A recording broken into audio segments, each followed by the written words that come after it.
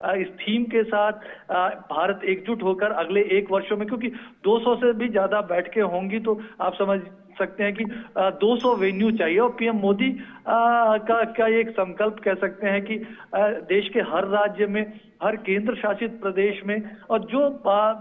जगह, तमाम जगहों पर ये बैठक होनी चाहिए, चाहे जम्मू कश्मीर हो, नॉर्थ ईस्ट हो, खासतौर से इन क्षेत्रों में। और हर क्षेत्र की अपनी अपनी एक पहचान है, अपनी चीजों को शोकेस करने, क्योंकि भारत हम जानते हैं निश्चित तौर पर, चाहे विमेन लेड डेवलपमेंट की बात हो,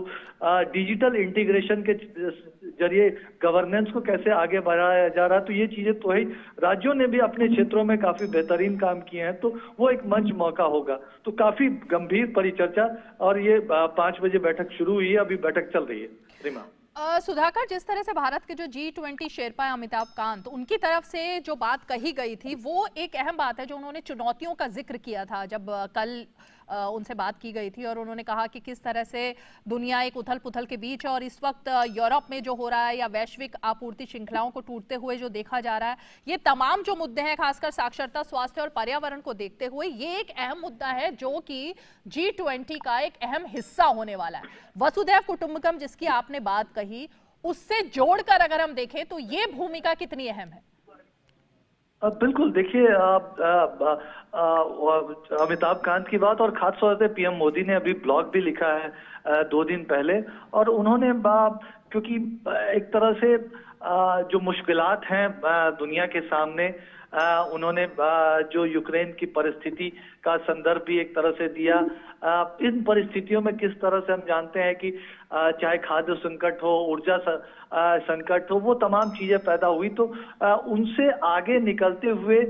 एकजुट होकर उन्होंने एक तरह से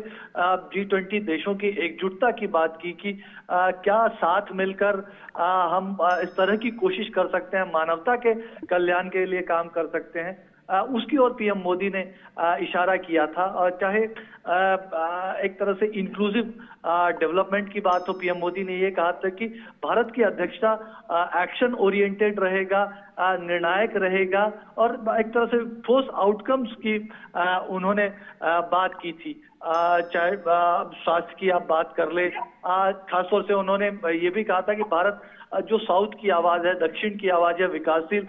देशों की, उनकी आवाज जो पहुंच नहीं सकता, उन आवाजों को उठाने की कोशिश करेगा। और भारत उससे निकलकर, क्योंकि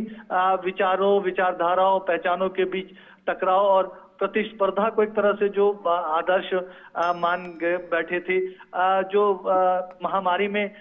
टीकों की जमाखोरी का एक तरह से हमने देखा किस तरह से विभिन्न देशों द्वारा किया गया, जो महत्वपूर्ण संसाधन है उसकी किस तरह से जमाखोरी की जाती है, आवश्यक वस्तुओं की आपूर्ति को एक तरह से हथियार बना लिया जाता है। तो उन चीजों से आगे निकलकर दुनिया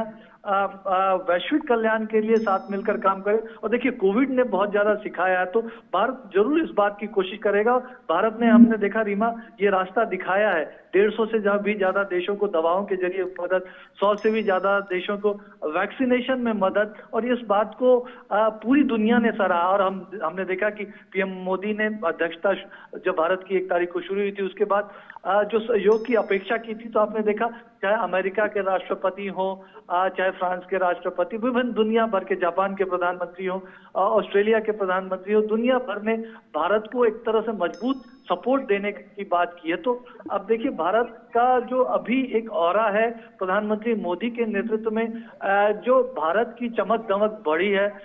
उसमें भारत की एक महत्वपूर्ण भूमिका है। जो भी क्राइसिस चल रहे हैं, चाहे युद्ध से दुनिया जूझ रही हो, फूड क्राइसिस से जूझ रही हो, क्लाइमेट क्राइसिस से जूझ रही हो, तो उसमें भारत एक निर्णायक भूमिका अदा कर सकता है, एक बड़ा नेतृत्व दे सकता है, और इसकी अपेक्षा तमाम बड़े देशों को भी है। तो निश्चित तौर पर इसमें पीएम मोदी की जरूर ये अपेक्षा है कि एक तरह से ये G20 सिर्फ केंद्र सरकार का नहीं, सिर्फ राज्य सरकारों का नहीं, बल्कि हर एक भारतवासी का G20 बने, पीपल्स G20 बने, और भारत बहुत मजबूती से एक तरफ वैश्विक कल्याण के लिए एक महत्वपूर्ण भूमिका निभाए, तो राज्य केंद्र शासित प्रदेश भी अपनी चीजों को शोकेस कर सके। और उसमें क्या महत्वपूर्ण सुझाव राजनीतिक दलों की तरफ से आते हैं, तो उसको सरकार गंभीरता से सुनने, समझने और उसको आगे भी बढ़ाने की कोशिश करेगी। ये एक बड़ा मकसद है इस बैठक। बिल्कुल सुधाकर, और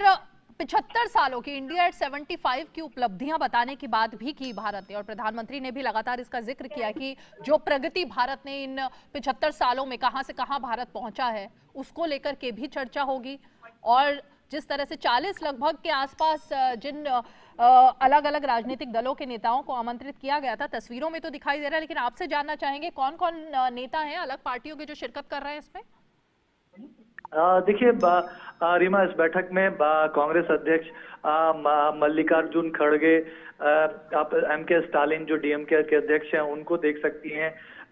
एआईएडीएमके के जो जनरल सेक्रेटरी हैं वो इस बैठक में मौजूद हैं। इसके अलावा वाईएसआर कांग्रेस के अध्यक्ष जगन मोहन रेड्डी हों, इसके अलावा तमाम जो बड़ी राजनीतिक दल हैं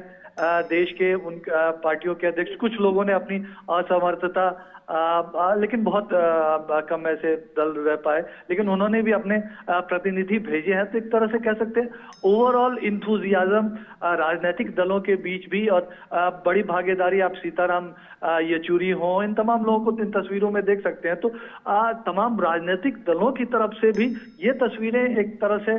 इस बात का संकेत है कि वो केंद्र के प्रधानमंत्री मोदी का जो ये नेतृत्व अगले 1 साल में मिलने वाला है उसको पुरजोर समर्थन देने के लिए तैयार है। ये तस्वीरें इस बात की जरूर तस्दीक करती हैं, गवाही देती हैं, और निश्चित तौर पर ये एक पॉजिटिव आउटकम के तौर पे देखा जा सकता है। और हमने देखा कि कोविड के दौरान भी भारत ने, और पीएम मोदी की खासतौर से एक रणनीति रही है कि वो सामूहिक फैसलों के जरिए एक तरह से सामूहिक निर्णयों को भारत ने आगे बढ़ाया। तो ये सामूहिक मंच इस तरह का एक बनाया गया। मुझे लगता है कि आगे भी इस तरह की बैठकें जो एक पीएम मोदी की जो रणनीति दिखती है अतीत में भी, उस लिहाज से ये जारी रहेंगे। तो एक पॉजिटिव,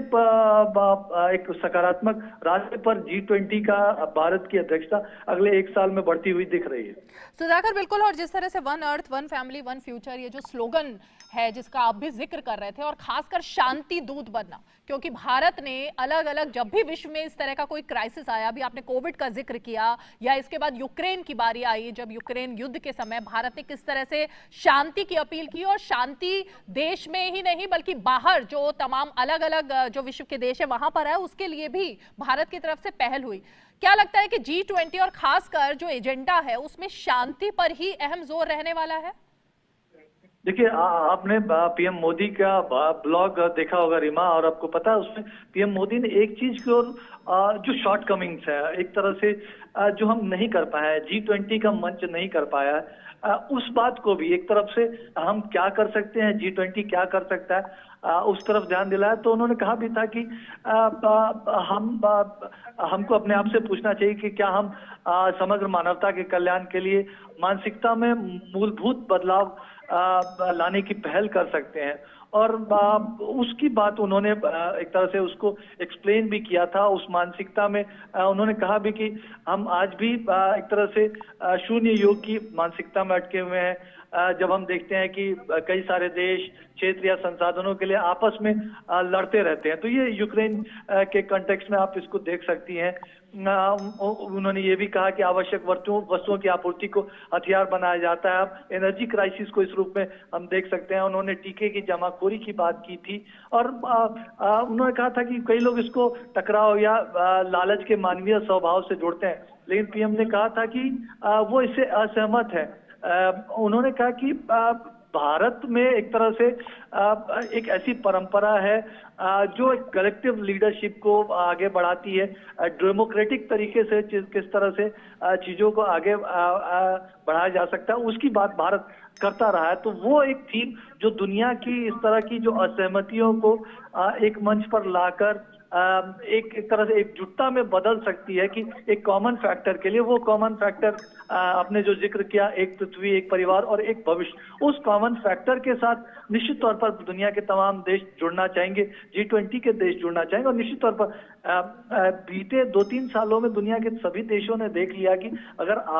आपस में अगर इस तरह की एकजुटता नहीं होती है तो इसका नुकसान किसी एक या 2 देश को नहीं, हर देश को झेलना पड़ता है। तो इस लिहाज से आपसी एकजुटता बहुत जरूरी है, कॉमन मीटिंग ग्राउंड्स होना बहुत जरूरी, इस और पीएम मोदी ने ध्यान दिलाया था। और मुझे लगता है इस बैठक में भी जब भले ही ये तमाम अलग अलग राजनीतिक दल हैं, लेकिन सबका एक मकसद है, वो जिस राज्यों में भी उनकी सरकार है और जिस तरीके से भी वो अपने लोगों के लिए काम करना चाहते हैं, तो उसमें एक सकारात्मक एजेंडा को सब आगे बढ़ाना चाहते हैं, बढ़ाना चाहेंगे। तो वो एक कॉमन मीटिंग पॉइंट यहाँ भी है। और निश्चित तौर पर ये तस्वीरें G20 की तैयारियों को का हौसला एक तरह से सरकार का विभिन्न